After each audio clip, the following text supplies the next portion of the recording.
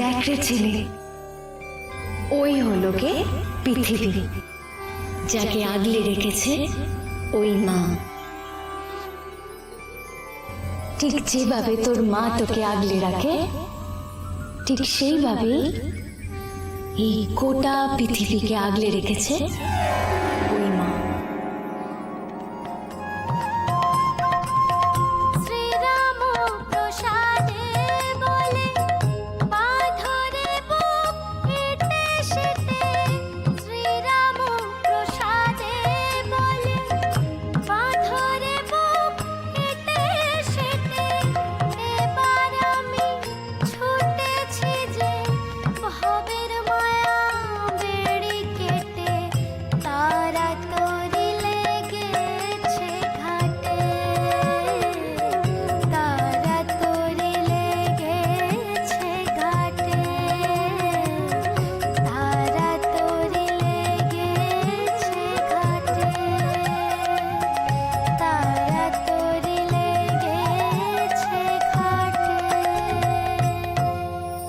বাহ, সাধু সাধু, ওখানে গিয়ে তো বেড়ে গান শিখেছিস। এ তো কোব্রেশ ঠাকুরেরই শেখানো গান গো। যে কদিন চণ্ডীপুরে ছিলাম ওনার গানেই তো ডুবেছিলাম। ডুবে যে ছিলিস সে তো ভালো করেই বুঝতে পারছি। সেখান থেকে ফেরাইস তক এখানে আসার নামটি তো করিসনি। খুব তো গুরুদেব গুরুদেব করিস। হ্যাঁ, গুরুদেব না ডাকলে তো টিকিটিও তো দেখা যেত না। না গো গুরুদেব, বাড়ি ফিরে বাড়ির যা অবস্থা দেখলাম, বাড়ি ছেড়ে আসার সাহস হয়নি আর। কেন রে, তোর বাড়ির আবার কি হাল হলো? আমি তো কদিন ছিলাম না, তাতেই মা কেঁদে কেঁদে ভাসিয়েছে। মা তো মুখে কিচ্ছু বলে না, কিন্তু আমি সব বুঝি। তাই বাড়ি ফেরার পর মাকে ছেড়ে আসতে মন চাইছিল না। দাদা চলে যাওয়ার পর বাবাও যেন কেমন একটা হয়ে গেছে, কথা বলে না, শুধু তাকিয়ে থাকে। আমি সব বুঝি গুরুদেব। মা বাবা দাদার চলে যাওয়াটা এখনো মেনে নিতে পারেনি, তাই ওদের ছেড়ে আসতে আর সাহস পাইনি। কিন্তু তুই চাইলেই তো সব সমস্যার সমাধান করতে পারবি না লোকনাথ। তোর নিজের জীবনেরও একটা লক্ষ্য আছে, তোকে সেই পথেই ধীরে ধীরে এগোতে হবে। এই কথা আমাকে কোব্রেশ ঠাকুরও বলেছিল, কিন্তু জানো তো, যখন বাড়ি ফিরে মা বাবা এদের শুকনো মুখগুলো দেখলাম, আমার মনটা কেমন একটা হয়ে গেল। ওদেরকে ছেড়ে যাওয়া আমার উচিত হয়নি। আমি না থাকলে ওদেরকে সামলাবে বলো তো? তোকে পেতেই ওরা সব ভুলে ভালো আছে তো? না গো,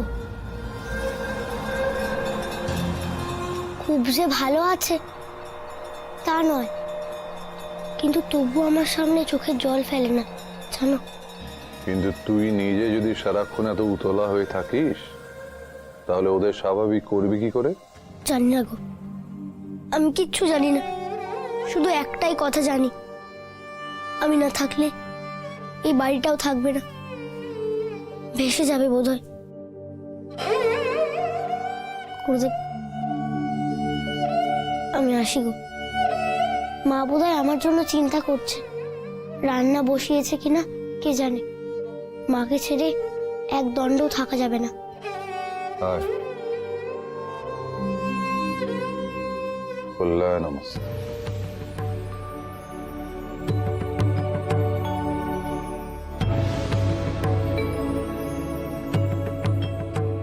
সংসারের বন্ধনে জড়িয়ে পড়ছে ছেলেটা, কিন্তু এই বাঁধন তো ওর জন্য নয়, ওকে যে সাধনা করতে হবে তার জন্যই ওর জন্ম।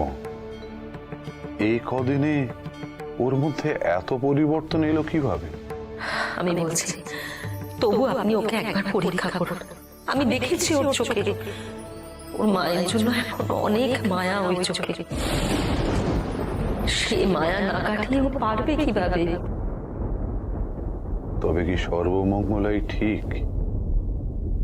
লোকনাথের মন এখনো গৃহত্যাগের জন্য প্রস্তুত নয়। কিরে লোকনাথ, আয় তাড়াতাড়ি, ভাত যে জুড়িয়ে গেল রে। হ্যাঁ মা, যাই। এই তো এসে গেছি।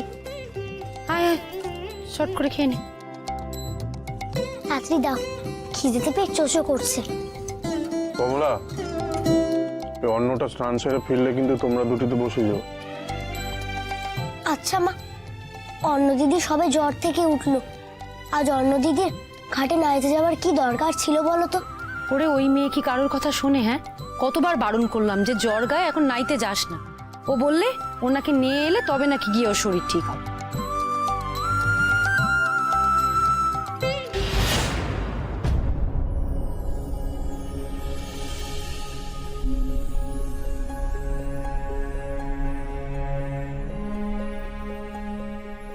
এ কি মা, হাড়িতে ভাত কই?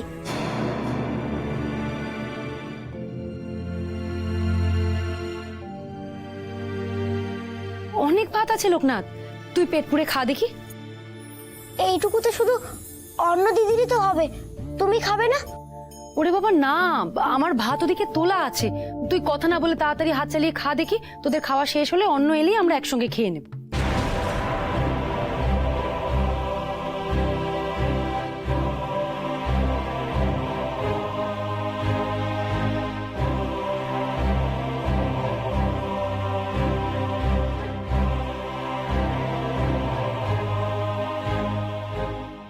শুধু আলু আর শাক, ঘরে কি তবে কিছুই নেই?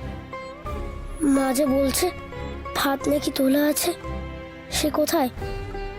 ওদিকে মায়ের মুখ দেখে কেমন যেন লাগছে, একবার দেখে আসবো দিকটাই। কিরে, আস্তে আস্তে আস্তে, ষাট ষাট।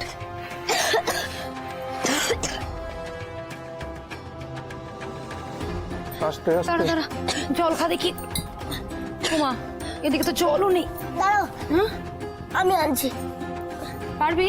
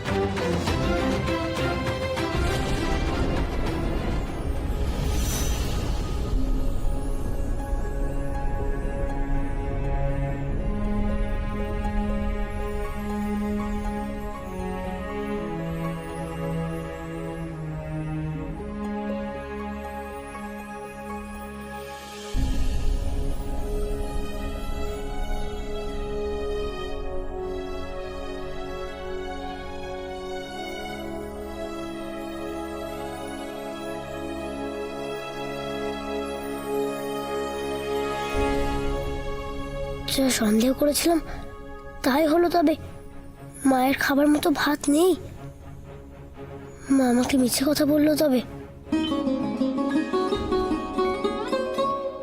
কিরে লোকনাথ, হলো জল খাওয়া? খাবার যে একেবারে ঠান্ডা হয়ে গেল। হ্যাঁ মা, যাই।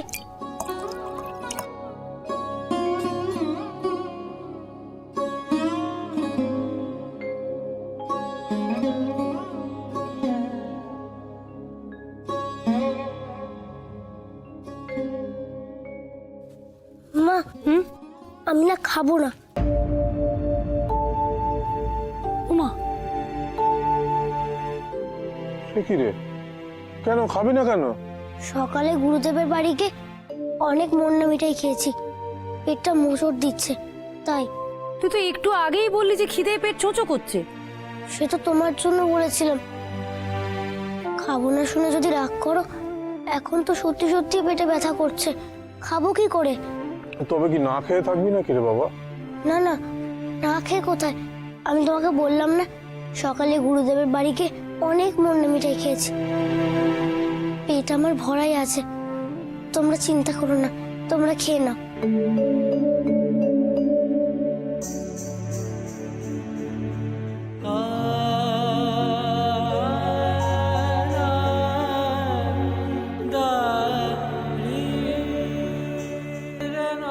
হে ভগবান, আমার এই ছোট ছেলেটাও আজ এত বড় হয়ে গেল। আমার অভাব ঢাকতে নিজে না খেয়ে থাকবে, বুঝতে দেবে না বলে শেষে আমাকেই মিথ্যে বলছে আজ।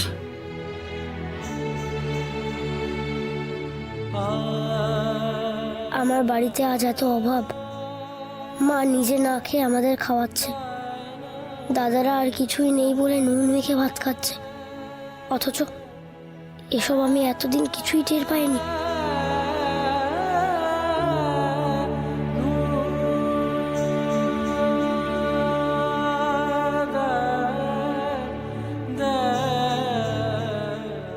মা, আমার খাবারটা ঢাকা দিচ্ছ কেন? এখন তো তুই কিছু খেলি না বাবা, রাতে যাতে খেতে পারিস সেই জন্য রেখে দিলাম। রাতে যদি পেট ব্যথা না কমে তখন কি হবে? তার চেয়ে ভালো তুমি এই ভাতগুলো খেয়ে নাও।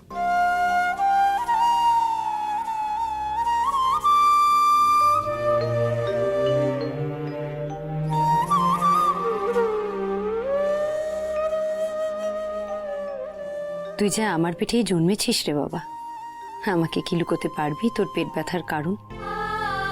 ভাতের হাঁড়িতে ভাত রাখা নেই দেখেই তুই বুঝে গেছিস যে আমারও আর ভাত নেই, তাই তুই খাবি না। এই তো। কি হলো? বললাম না আমার ভাতগুলো তুমি খেয়ে নাও, ঢাকা দিয়ে নষ্ট করে কি হবে? আরে বাবা, অন্য দিদি ঘাট থেকে ফিরুক, তারপর দুজন মিলে একসঙ্গে খাবো, ওকে ফেলে আমি খেতে পারি? তাহলেই হয়েছে, মেয়েটা এতদিন পরে ফিরেছে, পুকুর ঘাট থেকে কি এত সহজে উঠবে গো? দেখো হয়তো এখনো জলে নেমেই বসে আছে।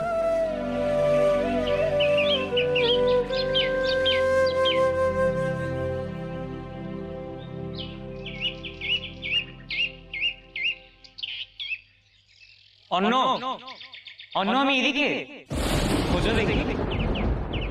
অন্য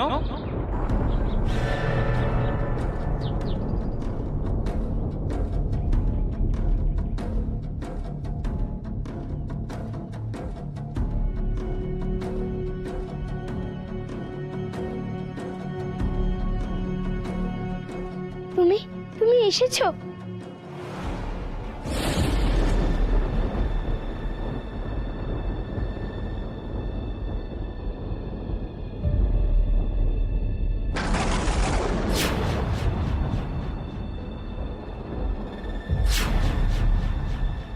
এ কি, ও কোথায় গেল?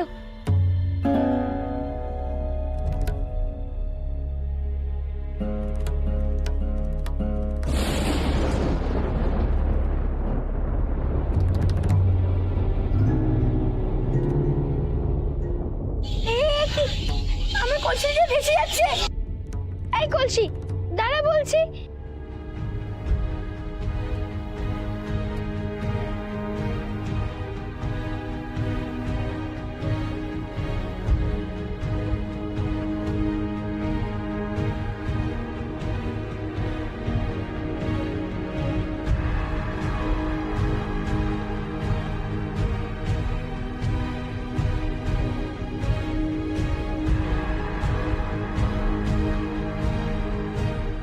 অন্য দিদি,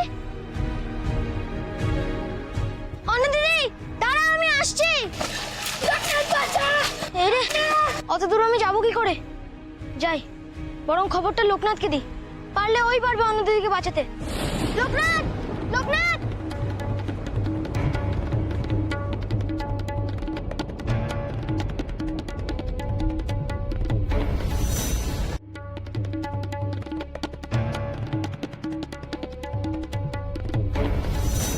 মা একটু খেয়ে নাও।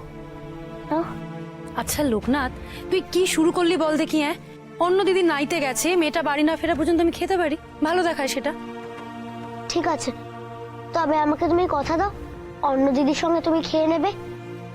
আচ্ছা বেশ, তাই হবে। লোকনাথ, লোকনাথ, কি হয়েছে রে গোপাল? লোকনাথ, অন্য দিদি জলে ডুবে যাচ্ছে।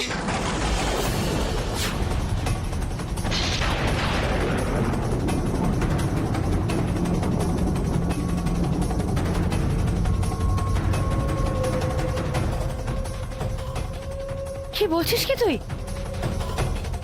না, অন্য দিদি কিচ্ছু হতে পারে না। আমি আসছি অন্য দিদি। শিব, গৌরী, শিগগির পুকুর পাড়ে আয়, অন্য দিদি জলে পড়ে গেছে।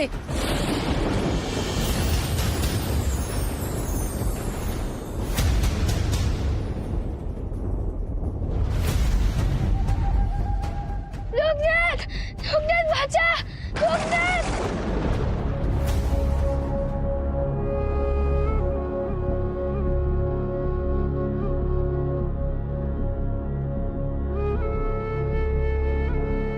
লোকনাথ, লোকনাথ বাঁচা, লোকনাথ।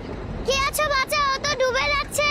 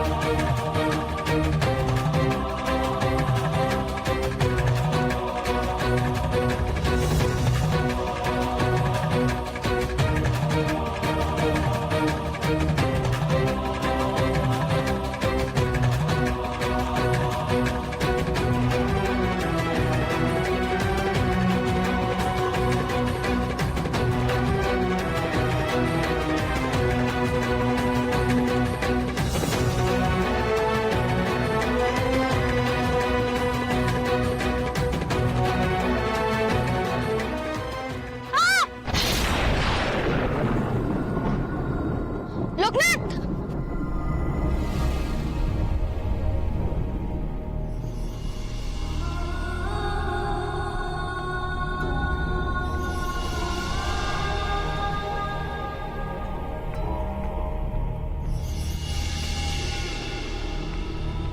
চল